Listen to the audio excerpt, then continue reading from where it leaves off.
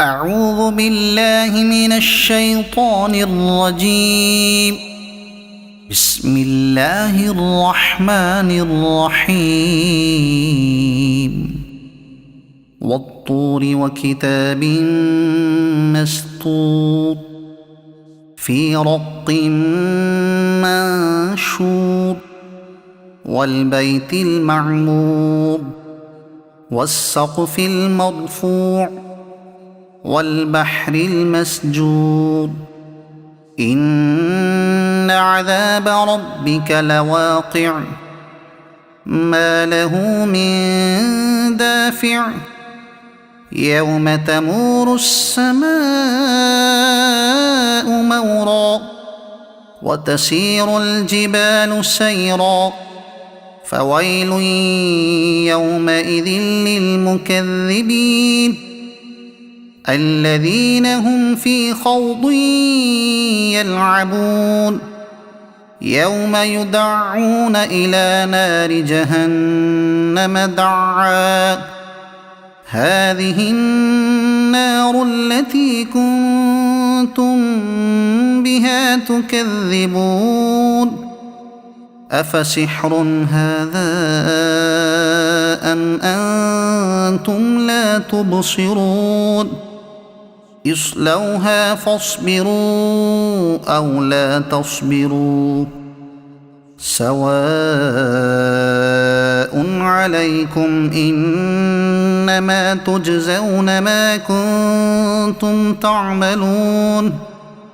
إن المتقين في جنات ونعيم فاكهين بما آتاهم ربهم ووقاهم ربهم عذاب الجحيم كلوا واشربوا هنيئا بما كنتم تعملون متكئين على سرر مصفوفة وزوجناهم بحور عين والذين آمنوا واتبعتهم ذريتهم بإيمان ألحقنا بهم ذريتهم وما ألتناهم من عملهم من شيء كل امرئ بما كسب رهين وأمددناهم بفاكهة ولحم مما يشتهون يتنازعون فيها كأسا لا لغو فيها ولا تأثيم ويطوف عليهم غلمان لهم كأنهم لؤلؤ مكنون وأقبل بعضهم على بعض يتساءلون قالوا إنا كنا قبل في أهلنا مشفقين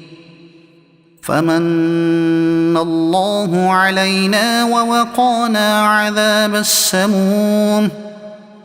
إنا كنا من قبل ندعوه إنه هو البر الرحيم فذكر فما أنت بنعمة ربك بكاهن ولا مجنون أم يقولون شاعر نتربص به ريب المنون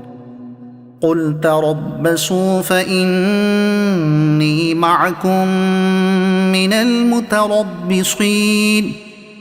أم تأمرهم أحلامهم بهذا أم هم قوم طاغون أم يقولون تقوله بل لا يؤمنون فليأتوا بحديث مثله إن كانوا صادقين أم خلقوا من غير شيء أم هم الخالقون أم خلقوا السماوات والأرض بل لا يوقنون أم عندهم خزائن ربك أم هم المسيطرون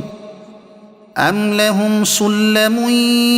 يستمعون فيه فليأت مستمعهم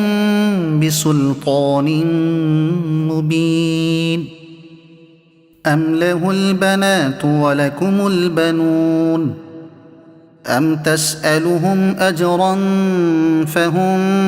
من مغرم مثقلون أم عندهم الغيب فهم يكتبون أم يريدون كيدا فالذين كفروا هم المكيدون أم لهم إله غير الله سبحان الله عما يشركون وإن يروا كسفا من السماء ساقطا يقولوا سحاب مركوم فذرهم حتى يلاقوا يومهم الذي فيه يصعقون يوم لا يغني عنهم كيدهم شيئا ولا هم ينصرون وإن للذين ظلموا عذابا دون ذلك ولكن أكثرهم لا يعلمون واصبر لحكم ربك فإنك بأعيننا وسبح بحمد ربك حين تقوم ومن الليل فسبحه وإدبار النجوم صدق الله العظيم.